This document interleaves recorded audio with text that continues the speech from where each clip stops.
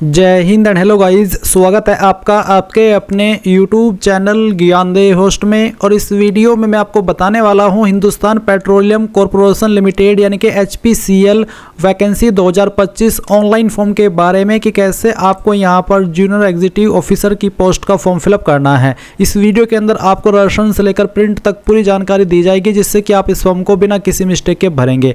And guys, अगर आपके मन में इसके बाद में कोई सवाल कोई डाउट रह जाए तो आप कमेंट के माध्यम से पूछ लीजिए। अब चलिए शुरू करते हैं। अगर आप चैनल के ऊपर नए हैं तो चैनल को सब्सक्राइब कर ले, और अगर आपने वीडियो को अभी तक लाइक नहीं किया तो वीडियो को लाइक शेयर भी कर दीजिएगा। इसके बाद में जो लिंक मैंने वीडियो के डिस्क्रिप्शन में दिया है आप ओपन करिए। ओपन करने के बाद आपको जानने को मिलेगा कि आपकी 234 वैकेंसी निकाली है जूनियर एग्जीक्यूटिव ऑफिसर की पोस्ट पर। एंड आप लोग इस फॉर्म को 15 जनवरी से लेकर के 14 फरवरी 2025 तक भर पाएंगे।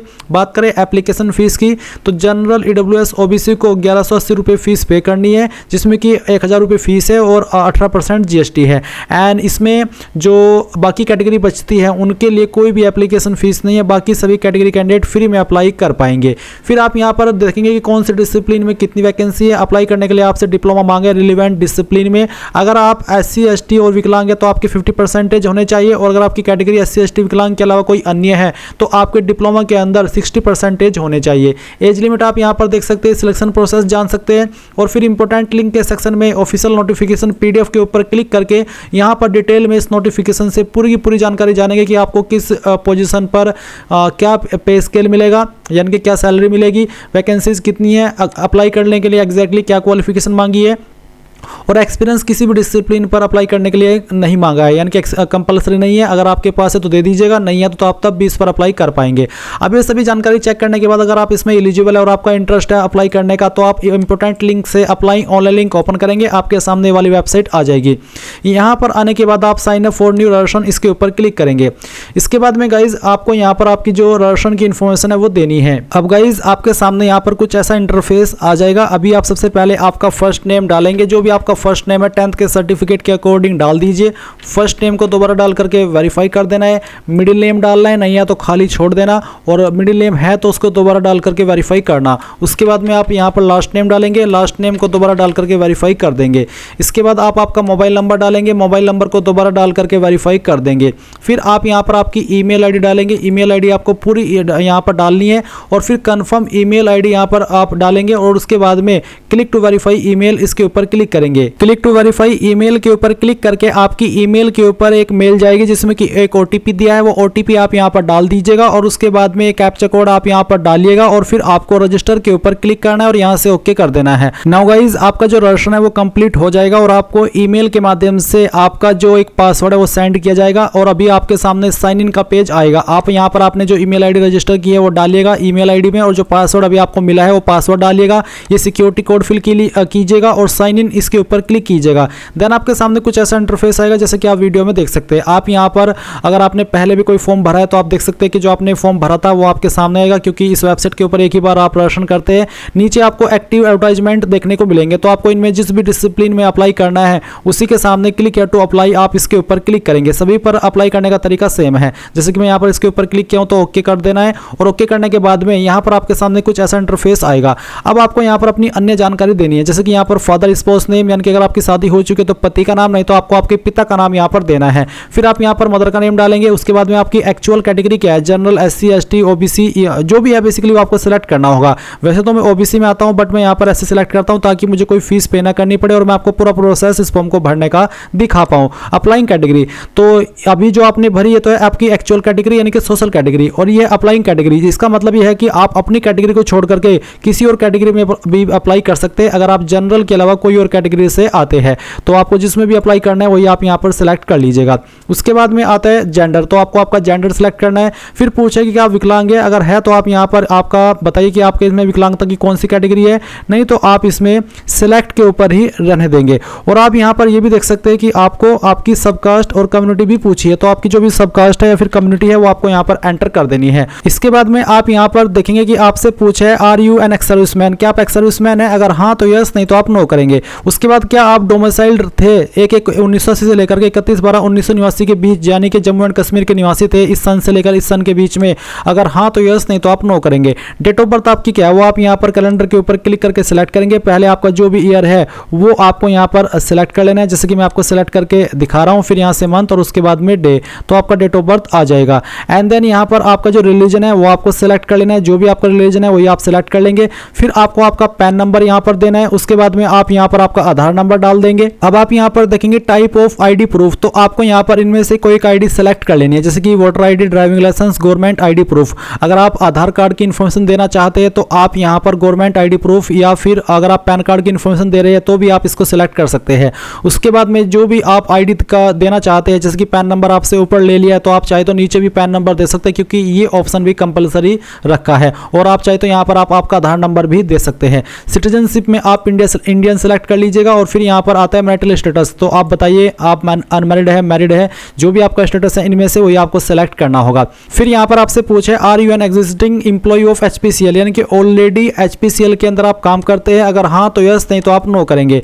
इसके बाद गाइज आपसे पूछे have you work with HPCL as a GAT, यानी कि क्या आपने गेट के रूप में, जीएटी के रूप में एचपीसीएल के अंदर काम करा है? अगर हाँ तो यस, नहीं तो आपको नो करना है। इसके बाद आप नीचे की तरफ आएंगे और यहाँ पर आप वैलिडेट योर डिटेल्स इसके ऊपर क्लिक करेंगे। ये सभी डिटेल्स वैलिडेट करने के बाद में आप सेव एंड नेक्स्ट कर देंगे, तो आपके सामने कॉन्टैक्ट डिटेल आएगी जहां पर आप एड्रेस की इन्फॉर्मेशन भरेंगे। मेलिंग एड्रेस से मतलब होता है आपका प्रेजेंट एड्रेस, तो जो प्रेजेंट एड्रेस है वो आप यहाँ पर लाइन 1, 2, 3 के अंदर डाल देंगे। थोड़ा थोड़ा पार्ट आपके एड्रेस का तीनों बॉक्स के अंदर डाल देना है, क्योंकि एक बॉक्स के अंदर आप 30 कैरेक्टर से ज़्यादा नहीं लिख पाएंगे। उसके बाद आपका जो भी पिन कोड है वो आपको यहाँ पर डाल देना है। एंड देन आपकी जो डिस्ट्रिक्ट और जो स्टेट है वो ऑटोमेटिकली आ जाएगी। करंट सिटी आपकी कौन सी है वो करंट सिटी आपको यहाँ पर लिख देनी है। आपकी जो करंट स्टेट है वो भी आपको यहाँ पर सेलेक्ट कर लेनी है। उसके बाद आता है परमानेंट एड्रेस, और नीचे है सेम एज मेलिंग एड्रेस, यानी कि अगर आपका परमानेंट और प्रेजेंट एड्रेस सेम है, एक ही है, तो आप इस बॉक्स के ऊपर टिक कर दीजिएगा। अगर अलग है तो अनटिक करके अलग से भरिएगा। उसके बाद आप नीचे की तरफ आएंगे और आपको यहाँ पर आपकी जो होम सिटी है वो भी एंटर कर देनी है। होम स्टेट आपको यहाँ पर अपनी सेलेक्ट कर लेनी है।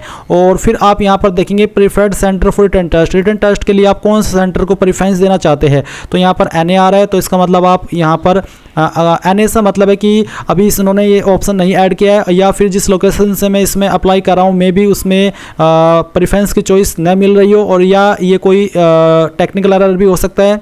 और आप यहाँ पर अगर आपको ऑप्शन आ रहा है सेंटर सेलेक्ट करने का तो सिलेक्ट कर लीजिएगा, नहीं तो आप एनए सेलेक्ट करके वैलिडेट योर डिटेल्स पे क्लिक करके सेव एंड नेक्स्ट कर दीजिएगा। अब आपके सामने क्वालिफिकेशन डिटेल आ चुकी है। आपको एजुकेशनल क्वालिफिकेशन में ये बोला है कि start with qualifying degree diploma certificate. If degree diploma certification does not require qualifying marks please enter 0 marks in marks column, यानी कि अगर वो मार्क्स रिक्वायर नहीं कर रहा है तो आप वहाँ पर मार्क्स के कॉलम में 0 भर सकते हैं। तो यहाँ पर डिग्री में जो भी डिसिप्लिन पर आप अप्लाई कर रहे हैं वही क्वालिफिकेशन मेन वाली आपको यहाँ पर देखने को मिलेगी, वो आपको सेलेक्ट कर लेना है। ईयर के अंदर आपको बताने की कि 3 साल का था या फिर 4 साल का, वो आप सेलेक्ट कर लेंगे। फिर परसेंटेज जो मार्क्स आपके कितने थे वो आपको बताना है और पॉइंट के साथ में बताना है, यानी कि जैसे कि यहाँ पर 69.99 दिया है एग्जाम्पल के लिए, तो आपकी जो एग्जैक्ट परसेंटेज है वो आपको यहाँ पर इस तरह से बतानी है। उसके बाद में आपने किस मंथ एंड ईयर के अंदर आपका जो डिप्लोमा है वो ज्वाइन किया था वो आपको यहाँ पर सेलेक्ट कर लेना है। फिर आपने जो पहले तो मंथ सेलेक्ट किया, अभी आपको यहाँ पर जो ईयर है वो भी सिलेक्ट कर लेना है। तो इस तरह से आप यहाँ पर इसको सिलेक्ट कर लेंगे। एंड देन आपने किस महीने और किस साल के अंदर पास कर लेता वो आप यहाँ पर इस तरह से सिलेक्ट कर लेंगे। तो यहाँ पर ये सभी जानकारी इस तरह से आपको सिलेक्ट कर लेनी है। अब आता है यूनिवर्सिटी इंस्टीट्यूट, कहाँ से पास किया है। अगर आपकी यूनिवर्सिटी इंस्टीट्यूट यहाँ पर है तो अच्छी बात है, नहीं तो आप यहाँ पर अदर का ऑप्शन सेलेक्ट करके खुद से अपने इंस्टीट्यूट का नाम दे सकते हैं। अगर यहीं पर है तो आप यहाँ से सिलेक्ट कर लीजिएगा। फिर नीचे आपको देखने को मिलेगी अन्य क्वालिफिकेशन, जैसे कि बी टेक, इंटरमीडिएट, एचएससी या फिर मैट्रिकुलेशन। तो जैसे कि आपने डिप्लोमा की जानकारी तो भर दी और आपके पास कोई हायर क्वालिफिकेशन नहीं है, तो फिर आप यहाँ पर इसमें जो इंटरमीडिएट है अगर आपने की है तो आप वो सेलेक्ट कर लीजिएगा। फिर आपको इसमें ड्यूरेशन में 2 ईयर देना, क्योंकि ये 2 साल में काउंट होती है। परसेंटेज आपकी कितनी थी वो आपको यहाँ पर एंटर कर देनी है। किस महीने और किस साल के अंदर आपने आपकी जो 12वीं है वो ज्वाइन की थी वो आप यहाँ पर सेलेक्ट करेंगे, और ये भी आपको एक एक्सपेक्टेड डेट दे देनी है। अगर आपको एग्जैक्ट डेट मालूम नहीं है तो जो भी थी वो आप यहाँ पर सेलेक्ट कर लीजिएगा, जैसे कि मैं आपको सिलेक्ट करके दिखा रहा हूँ। तो चलिए हम यहाँ पर इसको सिलेक्ट कर लेते हैं। ये सिलेक्ट करने के बाद में आपने कब पास कर ली थी वो भी आपको यहाँ पर सेम वे में जैसे कि मैं आपको दिखा रहा हूँ सिलेक्ट करना होगा। और फिर आप यहाँ पर जो आपका स्कूल कॉलेज का नाम है वो देंगे, तो आप इसमें अदर्स सेलेक्ट करके खुद से आपके स्कूल कॉलेज का नाम एंटर कर दीजिएगा। तो इस तरह से आपको ये भर देना है। तो गाइज़ यहाँ पर मैंने 12वीं की जानकारी भर ली है, आप यहाँ पर देख सकते हैं, मैंने आपको दिखा भी रहा हूँ ताकि आप समझ पाए कि आपको कैसे भरना है। अगर आपको मंथ एंड ईयर एग्जैक्टली मालूम नहीं है कि आपने कब ज्वाइन किया था, आपका 10वीं या फिर 12वीं या फिर पास करने का डेट भी, तो आप एक एक्सपेक्टेड डेट यानी कि अनुमानित तिथि भी यहाँ पर सेलेक्ट कर सकते हैं। अनुमानित तिथि यानी कि महीना और साल। और उसके बाद जैसे कि आप 12वीं की जानकारी भरेंगे तो फिर आपको 10वीं की इन्फॉर्मेशन भी यहाँ पर इस तरह से देनी है। और इसमें आपको ड्यूरेशन के अंदर 1 साल लिखना है 10वीं वाले सेक्शन में, क्योंकि 1 ईयर में काउंट होती है। परसेंटेज देनी है और आपका month and year of joining देना है, कब आपने पास कर ली थी उसका मंथ एंड ईयर देना है। और फिर यहाँ पर स्कूल कॉलेज का नाम, कोई अन्य क्वालिफिकेशन है वो भी आप यहाँ पर भर सकते हैं। फिर नीचे आएंगे और आपको बोला है कि list of additional professional certification if any, if you are a fresher mention any major projects. अगर आप फ्रेशर है तो आप कोई मेजर प्रोजेक्ट्स आपने किया है तो आप वो दे सकते हैं। कोई आपके पास प्रोफेशनल सर्टिफिकेट है किसी चीज़ का तो आप यहाँ पर उसका टाइटल दे करके उसके बारे में जानकारी दे सकते हैं। नहीं तो सिंपली वैलिडेट योर डिटेल्स, इसके ऊपर क्लिक कीजिए और यहाँ से ओके करके सेव एंड नेक्स्ट कर दीजिए। अब आपके सामने यहाँ पर बैंक की डिटेल्स आती है, तो आप यहाँ पर बैंक अकाउंट का नंबर डालेंगे और उसके बाद में उस नंबर को दोबारा डाल करके वेरीफाई करेंगे। एंड देन यहाँ पर आपको एफएससी कोड डालना है, जो कि आपको आपकी पासबुक या चेकबुक के ऊपर मिल जाएगा, या फिर आप इसको ऑनलाइन भी प्राप्त कर सकते हैं। और फिर उसके बाद अगर आपकी जो यूपीआई आईडी है वो आप देना चाहते हो वो आप यहाँ पर डाल देंगे और इस डिटेल्स को सेव करके आगे बढ़ जाएंगे। अब आपके सामने यहाँ पर फोटो एंड रिज्यूमे का सेक्शन आता है, तो आपको बोला है कि आपका फोटो यहाँ पर बिल्कुल क्लियर होना चाहिए। और आपको बोला है कि फोटोग्राफ का में आपका मिनिमम 80% ऑफ फेशियल कवरेज यानी कि 80% फेस दिखना चाहिए। और अगर आपका फोटो सही अपलोड नहीं होगा तो आपका फोटो या फिर फॉर्म रिजेक्ट कर दिया जाएगा। और आपको यहाँ पर जो अपलोड करना है, पहले बोला है कि अपलोड योर रिज्यूमे डॉक्यूमेंट्स, यानी कि जो आपका रिज्यूमे है वो आप अपलोड कीजिए। इसका साइज 1 MB से ज़्यादा नहीं होना चाहिए और फॉर्मेट PDF का रखा है। तो आप क्या करेंगे, इसमें आपको बोला कि अगर आपका जो पिक्चर साइज है उसको रिड्यूस करना चाहते हो तो आप क्लिक करके ऊपर क्लिक करके यहाँ पर जो स्टेप्स बताए हैं इन स्टेप्स को फॉलो करके कर सकते हैं। अभी आप यहाँ पर चूज फाइल के ऊपर क्लिक करेंगे और जहाँ पर आपका रिज्यूमे है वो आप यहाँ पर सेलेक्ट कर लेंगे। उसका PDF फॉर्मेट आपको यहाँ पर करना होगा। फिर आपका जो फोटो है उसका अपलोड करना है, इसका फॉर्मेट JPEG या फिर JPG का। और जहाँ पर भी फोटो है वो आप सेलेक्ट कीजिए। चलिए मैं यहाँ पर एक रैंडम फोटो सेलेक्ट कर लेता हूँ, इसको ओपन करता हूँ। फिर यहाँ पर जो आपका सिग्नेचर है वो सिग्नेचर की फाइल को आप सेलेक्ट करेंगे और यहाँ से ओपन कर लेंगे। एंड देन आप वैलिडेट योर डिटेल्स इसके ऊपर क्लिक करेंगे। इसके ऊपर क्लिक करने के बाद आप देखेंगे डॉक्यूमेंट्स वेरीफाइड सक्सेसफुली। अब आप यहाँ पर देख सकते हैं आपके फोटो साइन इस तरह से आएगा। अब आप सेव एंड नेक्स्ट कर दीजिए। सेव एंड नेक्स्ट करने के बाद में आपके सामने आपके फॉर्म का प्रीव्यू है, यानी कि जो भी जानकारी शुरू से लेकर अभी तक भरी है वो सभी आप यहाँ पर चेक करेंगे। जब आपको लगे कि सभी जानकारी सही है तब आप इन डिक्लेरेशन के ऊपर टिक करेंगे एंड देन आप यहाँ पर फाइनल सबमिट कर देंगे और यहाँ से ओके कर देंगे। अब गाइज आप देखेंगे कि जो आपका फॉर्म है वो सबमिट हो चुका है। जो कैंडिडेट इस फॉर्म को जनरल OBC से भरेंगे उनको फीस भी जमा करनी होगी। जब वो फीस जमा कर देंगे तो उनका फॉर्म कंप्लीट माना जाएगा। अभी आपका फॉर्म सबमिट हो चुका है तो आप यहाँ पर click here to print application form, इसके ऊपर क्लिक करिएगा और आप यहाँ पर देख सकते हैं इस तरह का ऑप्शन आएगा। फिर आप नीचे की तरफ आएंगे, प्रिंट फॉर्म पर क्लिक करेंगे। प्रिंटर अभी मौजूद नहीं है तो आप इसको PDF के रूप में सेव कर ले और बाद में प्रिंट करा लीजिएगा। इस तरह से गाइज आप लोग HPCL जूनियर एग्जीक्यूटिव ऑफिसर का फॉर्म भरेंगे। आई होप ये प्रोसेस आपको पसंद आया होगा। So thanks for watching. जय हिंद।